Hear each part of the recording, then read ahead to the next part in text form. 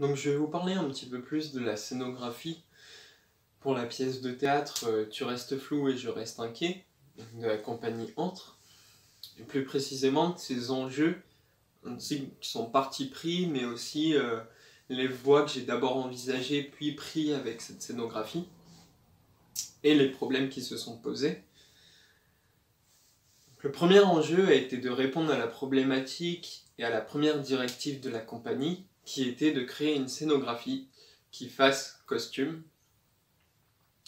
Donc l'idée de la compagnie était de créer des panneaux ou des écrans qui cacheraient le corps des acteurs et mettraient à nu seulement son visage et ses mains. L'inspiration venait un peu de ces panneaux qu'on peut trouver en fête foraine, où on passe juste la tête et ses mains. La problématique en fait avec cette première directive était pour ce qui est de la scénographie, c'était de faire apparaître et intégrer les comédiens dans le décor. Donc par la suite, j'ai réfléchi du coup à une scénographie qui pouvait correspondre à cette première directive. Donc tout d'abord à la forme ainsi qu'à la matière et au format de ces panneaux. Donc ma première réflexion sur la forme de ces panneaux a été de les imaginer et de les créer du coup plutôt en 3 dimensions plutôt qu'en 2 dimensions. Donc là où la compagnie vraiment l'imaginait en 2 dimensions, moi je l'imaginais en 3 dimensions, donc plus comme un panneau mais plus comme un cube. Et cette idée est venue un petit peu aussi des colonnes antiques en fait. Donc ces immenses colonnes qu'on trouvait dans les palais ou les temples à l'époque grecque et romaine. Elle est venue aussi cette idée du coup de créer, de mettre les comédiens dans des colonnes. Elle est venue aussi des cariatides.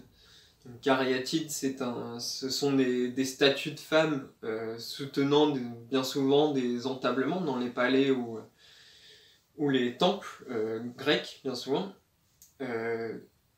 et qui remplacent les colonnes.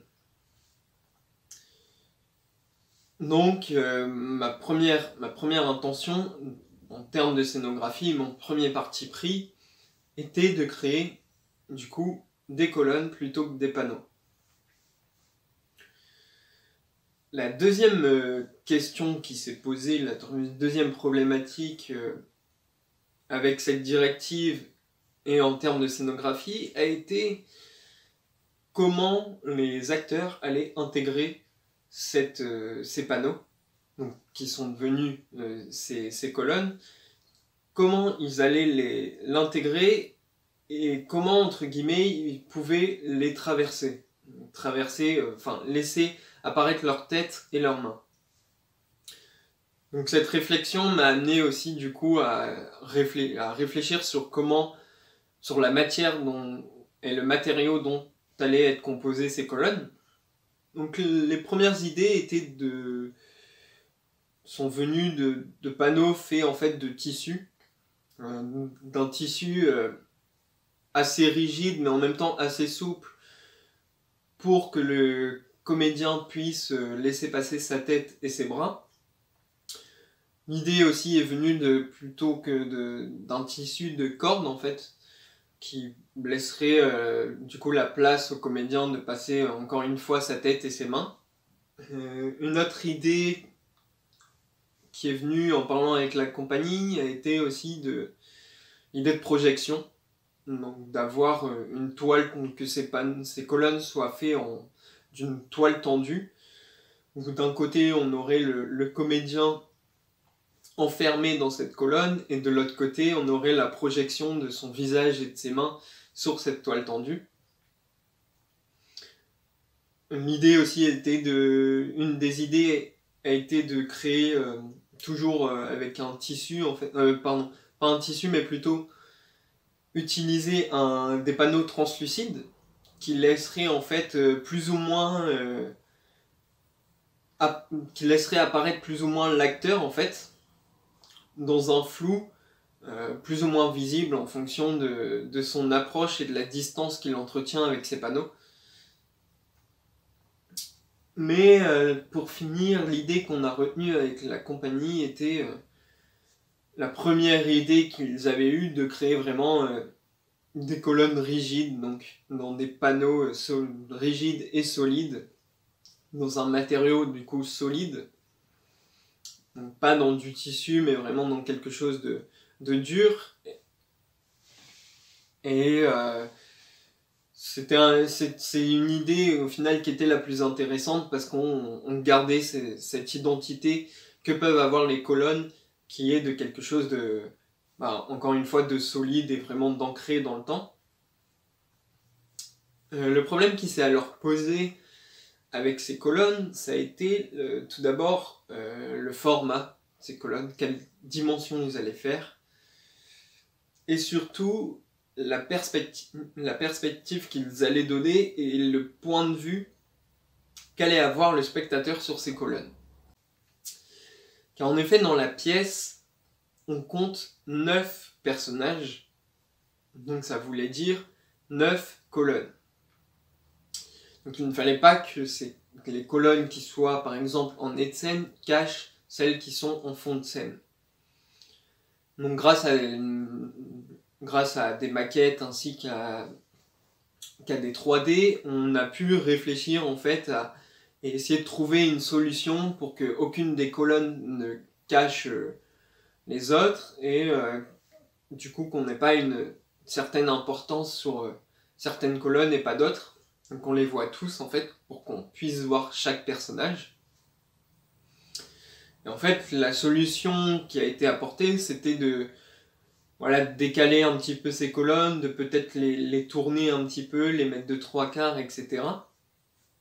Donc on a réussi grâce à la 3D, à la maquette en fait, à créer des perspectives qui permettent aux spectateurs d'apercevoir toutes les colonnes, qu'ils soient du côté jardin ou du côté cour. Donc moi, ce qui m'a intéressé dans la création de cette scénographie, c'est tout d'abord le rapport qu'entretient la pièce d'Anaphago avec celle de Sophocle. Donc, notamment ce rapport qui fait cohabiter le présent et le passé. Et du coup, c'est un peu ce qui a nourri mon parti pris, le parti pris de cette scénographie, ça a été vraiment de faire cohabiter le passé et le présent. D'où l'idée des colonnes, etc.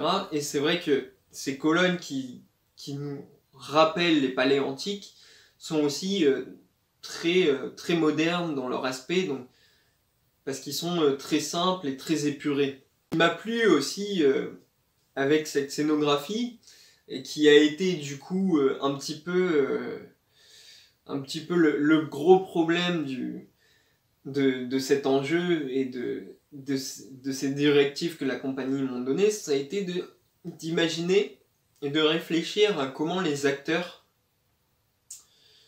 allaient pouvoir intégrer en fait ces colonnes et comment leur laisser aussi une place de jeu dans ces colonnes. Donc ça a été des réflexions qui ont été faites avec la compagnie, de peut-être que ces colonnes en fait viendraient, plus que être du décor, viendraient en fait intégrer le jeu des comédiens. Notamment, certaines vont bouger, voire même se lever. Et ces mouvements de colonnes seront réalisés en fait par les acteurs. Donc ça me plaisait aussi de créer en fait une sorte de scénographie qui soit un jeu pour les acteurs où ils peuvent quand même avoir une place de jeu malgré toutes les contraintes que leur donnent ces panneaux figés ou ces colonnes figées. Donc c'est toutes ces choses qui m'ont intéressé dans la création de cette scénographie. C'est toutes ces choses en fait qui ont aussi créé le parti pris de cette scénographie et l'identité de cette scénographie. Donc pour cette pièce, tu restes flou et je reste inquiet. Donc voilà pour ce qui est de cette scénographie, et donc l'idée et l'identité de cette scénographie, de la pièce Tu restes flou et je reste inquiet de la compagnie Entre.